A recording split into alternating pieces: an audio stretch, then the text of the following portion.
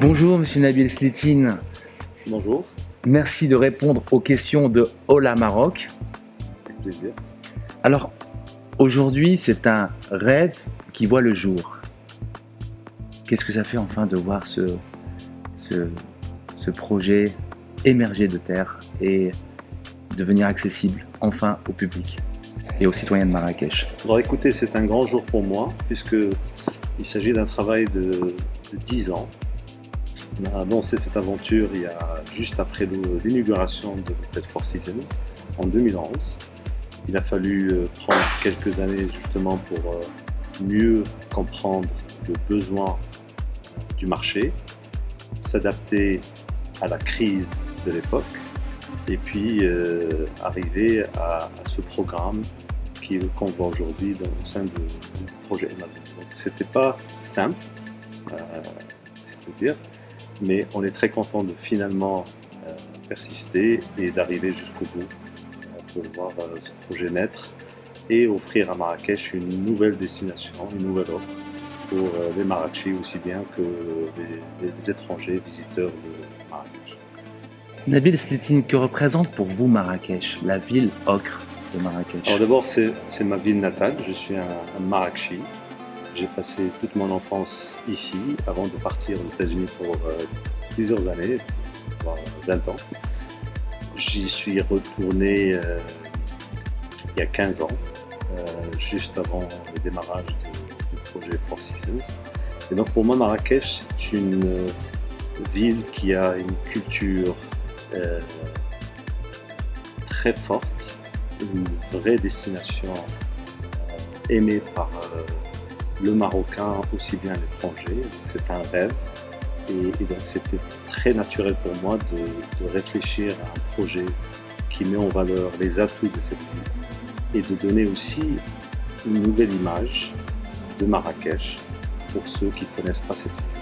À travers votre expérience et vos nombreux voyages, avez-vous été inspiré par d'autres contrées justement qui ont alimenté votre imaginaire dans la création de ce projet? Justement, moi, je suis un citoyen du monde. Je voyage beaucoup dans plusieurs pays. Et ça m'a toujours marqué le fait de ne pas avoir certaines choses à Marrakech, alors que d'autres villes touristiques, généralement, notamment un théâtre, par exemple, au sein dans une ville touristique comme Marrakech, il est anormal de ne pas trouver un théâtre qui offre des spectacles, des représentations artistiques. Et donc, pour répondre à la question, effectivement, il y a eu, on va dire, 2-3 voyages qui m'ont vraiment inspiré, notamment Beyrouth, Dubaï et puis plusieurs endroits aux États-Unis où j'ai passé beaucoup de temps. Et donc, je me suis dit, Marrakech, au-delà de son offre hôtelière, il a fallu aussi penser aux loisirs, entertainment, lifestyle, pour justement compléter l'offre d'hébergement qu'on a déjà dans cette ville.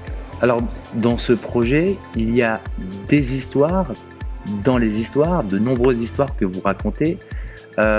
Pouvez-vous nous décrire un peu ce parcours que vous avez voulu créer pour le citoyen marrakchi et pour le touriste étranger qui vient à M Avenue? Donc, justement, j'aimerais parler de ce bâtiment où on se trouve aujourd'hui, qui s'appelle Meydan. Pour moi, c'est le poumon de la destination M Avenue. Je pense, sans ce bâtiment-là, le programme de M Avenue aurait été complètement différent. Et depuis le début, on a voulu mettre la culture en avant, réfléchir d'abord à un bâtiment culturel avant même de réfléchir aux autres composantes. Et donc, ce bâtiment, pour moi, c'est un voyage culturel qui offre 3 univers différents. Le premier univers, c'est bien évidemment le théâtre de 400 places, où on est aujourd'hui. Et notre objectif, notre ambition, c'est de créer vraiment une programmation artistique très riche durant toute l'année, que ce soit des pièces théâtrales ou des one-man shows, ou des spectacles de danse, etc., des concerts. Ensuite, il y a le parcours. Dans ce parcours, on a imaginé 3 zones. La première zone, on l'appelle « Je suis Marrakech ». on est parti chercher à peu près 400 personnes de Marrakech, de tout âge, de toute classe sociale, des Marrakechis de souche ou des Marrakechis résidents, parlant plusieurs langues, et on les a pris dans des studios pour vraiment, à cœur ouvert, comprendre leur Marrakech, leur quotidien de Marrakech. La deuxième zone du parcours, le but c'était de partager encore une fois les sensations des gens qui visitent les merveilles de cette région.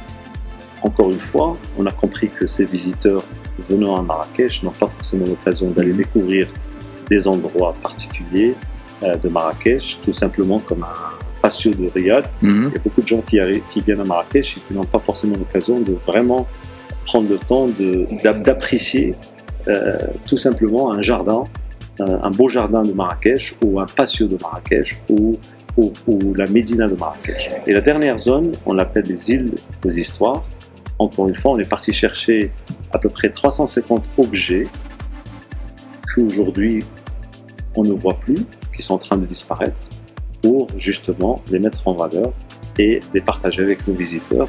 Ces objets ont fait des souvenirs de plein de visiteurs marocains, mais pour les enfants, c'est des objets qu'ils ne connaissent pas du tout. Alors, Nabil, quelle est l'histoire de Maïdan, le nom Maïdan, d'où vient-il?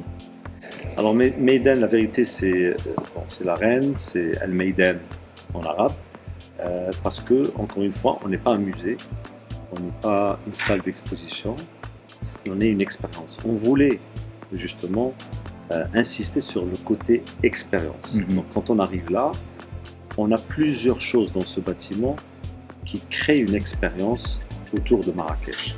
Et donc, pour nous, c'était tout simplement naturel de parler d'un Maïdan qui offre une expérience marrakchienne. La question que j'aimerais vous poser, c'est quel message vous voulez que le monde comprenne de ce projet? Sans prétention, on espère, en sortant ce projet, durant ces circonstances, qu'on passe un message comme quoi le monde ne va pas s'arrêter. Et qu'aujourd'hui, malgré la pandémie, malgré la crise, aujourd'hui il y a encore des projets qui vont sortir.